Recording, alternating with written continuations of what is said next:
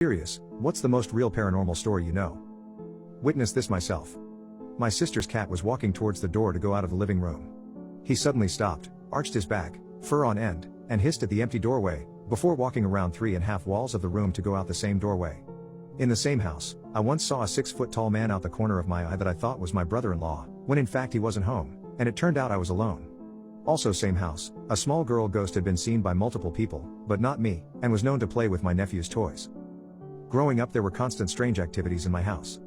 Electronics would turn off and on and footsteps would be heard in empty rooms. A few times when I was home alone I heard voices. The worst/creepiest was when I was a child and fixing dinner. I needed to get something from our upstairs hall pantry. I walked towards the stairs and froze. I don't know why, but I couldn't move. I was terrified. My dog came up to me then looked towards the stairs and started growling and showing his teeth. He also pushed me back so he was in front of me snapping at whatever was on the stairs. It was only my father and I home. Mother and my brother were out and we lived on the second floor. Our doors were locked and no one could get in without us knowing, so whatever it wasn't human.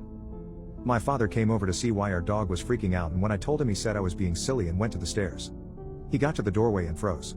He looked scared and told me to take the dog, go get my uncle from across the street and stay outside until he said. I did as I was told.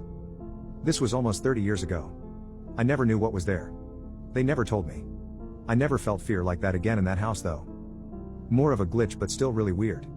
I saw a fly blink out of existence. It was about 2 weeks ago and I was outside on my break at work.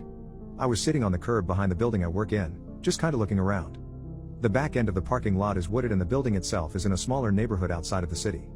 I see a house fly in front of me and off to the side a bit. But it was upside down and hovering in place. I watched it for a few seconds, my mind trying to make sense of what I was looking at. Then it blinked in and out a few times before completely disappearing.